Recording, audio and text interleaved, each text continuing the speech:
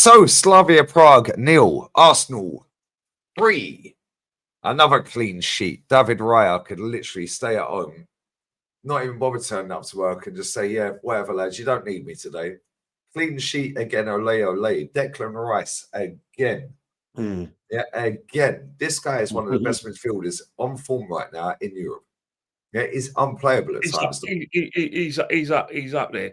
But you know, but one thing is that I feel like vindicated because I mean our people actually thought this guy was like a DM and they thought that was his best position.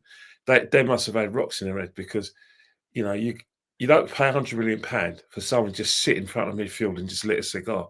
For your £100 million, you need more than that. And today he was absolutely brilliant.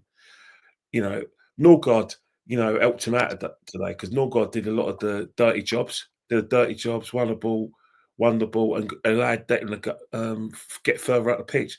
I was screaming and shouting at Declan during the Newcastle game when he wasn't doing that. And guess what? When he did that, that's how we won the game. But some people went, "Oh, Declan Rice had a great game against Newcastle." No, he didn't, because he wasn't doing the things that he's paid to do. But since Declan Rice has been getting that number 8 position, going from box to box, his form is unbelievable. Yeah. The big shame about those performances is I don't think England will allow him to play like that. Tuchel won't let him go box to box. He's going to get him to sort of like be a pivot with Anderson in the Euro, so in the World Cup, and just say one goes, you go, which is so old fashioned and it's just negative. But I'm so glad he's able to do that. But another thing as well, player that needs a bit of mention is Trossard again. Trossard. Yep. There's an industry out there, a Martinelli industry, where people think that if he scores a goal, that Trossard should immediately get dropped in favour of Martinelli. Trossard's work rate since he's got back in the side has been exemplary. Yes, I don't care whether it's Burnley. It doesn't matter whether it's Slavia Prague. It's about your work rate and about your utility to the team. And Trossard today wasn't just his assist; it's how he tracked back and when they were in possession, how he stopped crosses going in, how he pressed. But from an attacking point of view, got no complaints about his play. Bukayo Saka, he was like bits and pieces today, got his penalty, tried to get in positions, but still working his way. Nwaneri, I was very, very frustrated when he was taking he was awful. He was awful. Even though he was awful, even though he had his quiet periods, I thought, you know what? Just give the guy the 90 minutes. Give the guy the 90 minutes. He didn't need Eze to come. We know what Eze could do in Arsenal's shirt, even though Eze's, being a little bit inconsistent. I just wanted Ranieri to get the full game. But you're right, our defence today, unbelievable. Hincapié got a lot of pace, hasn't he? A lot of pace. Oh, yeah. He didn't want it with that giant he went up against, though, did he? When it was all kicking off. Even you wouldn't want it with him, Kenny. Gabriel didn't push him too hard, did he? It was a token push. He went, don't want to hit him too hard in case he hits me back. Yeah, he was a lump, mate. He was a big lad. But he actually injured himself by putting himself about. But let's face it, no shots and goal. 8 clean sheets. Did they have no shots on target again? Well, because if you go on a Google search and type in Arsenal fixtures, go to that game there. It says they had 3. At half time, it said 2. But every single other up said none. Yeah, but you know what's happened in the first half? There was a shot on goal, but the referee blew for offside. So that's one that was chalked off. Obviously, it says that Burnley had one shot on target against us. They didn't. If you call hitting the post on target, then that was on target. But you think about the last kick of the game where it was a deflected shot which went straight at him. If you want to call it a chance, then fine. But all in all, we basically strangled teams. We killed their confidence. Demoralising, isn't it? But I'm a family member, and he's not going to thank me for stealing his thunder. But I thought, you know what? He came at a really good point. We're not pleased in the eye. We're a brutish team. We're a functional brutish team. And he said that this team reminds him of Harry Kendall's Everton's team in the 1980s, where that team was a very functional team. very good on set pieces, quite direct, but had soldiers in there where they were hard to break down defensively, and they got in your faces. And I suppose you can liken that to Mourinho's teams in 2005 and 2006, where, again, work rate unbelievable off the ball, defensively stingy. There were times, during that period where Petr Cech never really got any action. In the 80s, Neville South already got action, but when Neville South was called upon, he'll make a world-class save, all saves. That's a mark making of a very, very great side. But the thing is, it's only November the 3rd, mate. So November the 4th. There's so many twists and turns. Like we saw last season, if you peak very early in this competition, when you get into like the business side of things, where we've had a very robust league, we get a bit tired, get lead in their legs. The European teams that are a bit fresher, that's when they're at their strongest. Now, we found that in the semi-finals against PSG. Liverpool found that out where Liverpool were virtually imperious. They found out in the last 16 when they played PSG that it's a case where sometimes you can peak too early, and that's my biggest worry about Arsenal. We're peaking, we're playing so well, we're so difficult to penetrate. Are we still going to have this energy in the championship rounds, not just in the Champions League, but in the?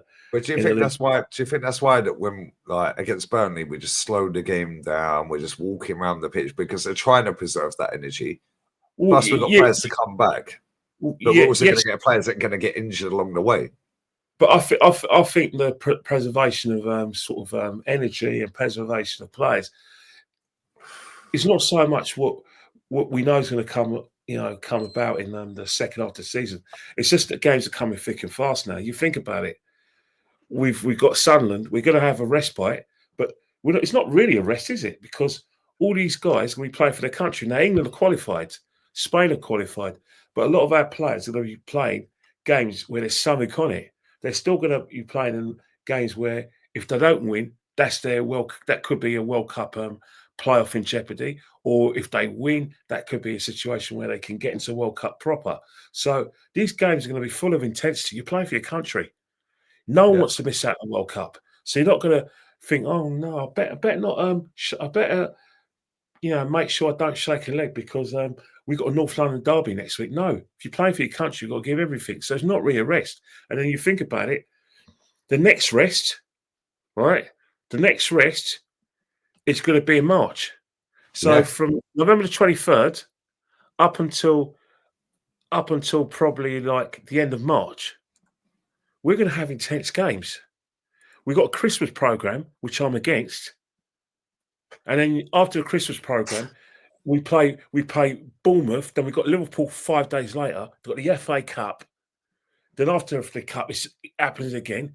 The only respite is if, God forbid, you get knocked out of the FA Cup. That's the only time you get a rest. But if you don't get knocked out of the FA Cup, you're playing too much football. So it's a case of where preservation is going to be short term. But I think with the amount of games we're playing, there's got to be a situation where a team in the Premiership is going to be completely out.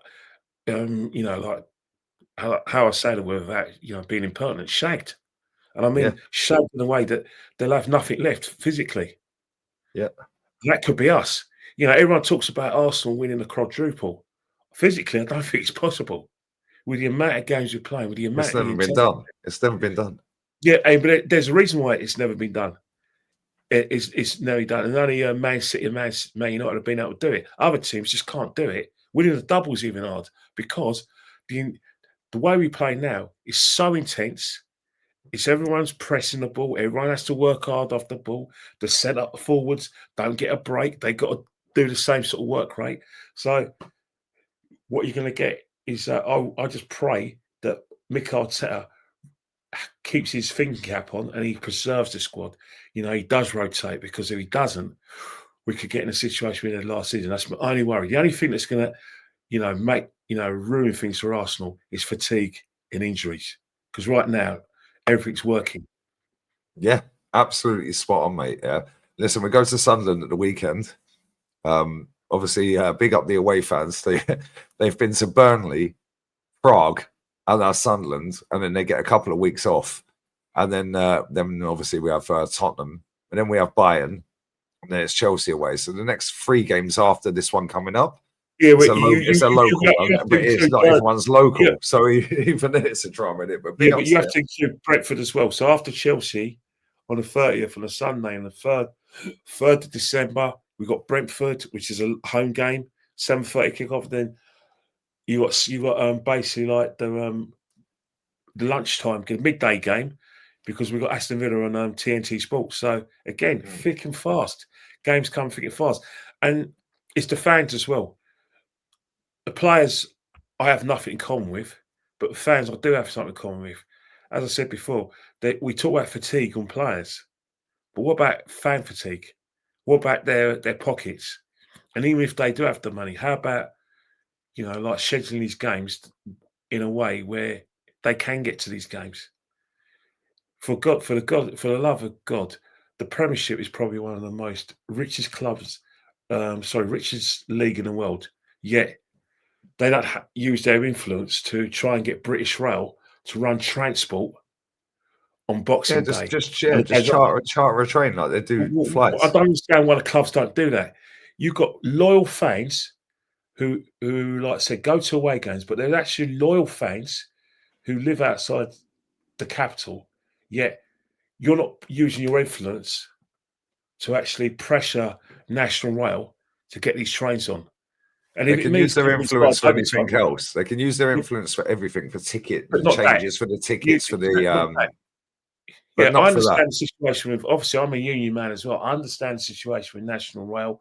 They don't give them overtime, so I understand. You could pressure National Rail. You're giving them a pay rise. How about getting National Rail to get together with some of the staff all the week, give them the overtime, run these bloody trains, and then who knows, I might change my mind on Boxing Day games. But until then, I'm against it. But I'm also against it because of the league is treacherous league. Trust me, something's got to give this season. This season, you think about it, we've had the World Club Championships, then we've had all these games, and you've got the World Cup. Something's got to give. And it's not looking good for these players. When do they get their next break? Yeah, because somebody's got AFCON as well, by the way. Well, yeah, AFCON as well. Luckily for us, I don't think we've got a single player going AFCON, have we? I don't think we've got a single one. But even those players who don't go to AFCON, we got games coming thick and fast up until March. So the players who like I said, are not available for their countries because their countries aren't qualified, they're still going to be subject to fatigue, which summarising and what I've just said in one sentence. The only thing that can kill us this season is fatigue. Yeah, hear it. I hear it. Listen, I've shared your Insta post. Make sure you follow Kenny Ken 1972 on Insta. They're always good for his commentary. We always love listening to you, Kenny. You're a credit to this channel always, and to me as a friend. And yeah, man, we'll see you again on Saturday. What else you got coming up this week? Well, I think I've got a couple of shows with DG and Jez, of course. I think we're going to be talking about. I think it's going to be a Willie Young special, just talking about old cup finals that he was involved in, and obviously I'm going to be with DJB on Thursday. And then obviously it's the Sunderland game, and then it's the fan cam afterwards. So everything's sorted, and then Monday, I'm going to make sure I'm in time for our usual podcast. Obviously, I've got an engagement, but wherever I am, I'll bring my computer with me, and we'll make sure we're there for the 6 o'clock. But right now, the most recent and most pressing thing is we've won again. We've got a clean sheet. Players that I've been slagging off are proving me wrong. Declan, English. And he's English now, is he? Declan English. This is like Andy Murray, isn't it? When he loses, he's Scottish. No, but Declan English has been proving me wrong. He's actually surprised me in a remarkable way. How good he could be. That's wrong. Same with the manager, And Dibbly Dobbly Trossard, I've got no complaints about him. He's proved me wrong. I'm really pleased with what I'm seeing with him. And Marino, he's won me over. Midfield is trash, man. Put him up front. Yeah, but midfield, but up top, he's won me over. He's so clinical, man. He's very clinical so up front. clinical. It's funny that we spent about 60 something million pounds on the guy who scored 100 goals, nearly 100 goals in the Portuguese league.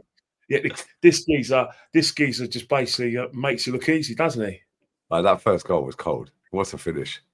That's easy to shank now off your shin or your knee or fall over. 29 would have fell over. He wouldn't have been there in the first place. But listen, make sure you follow. You know that's called, Lee. You know that's called, Lee, having proper technique. There you go. Oh, almost like he's Spanish. Anyway, on that bombshell, we're out. We'll see you again soon. I'm going live right now, guys. Yeah, emergency meetings. So check that out.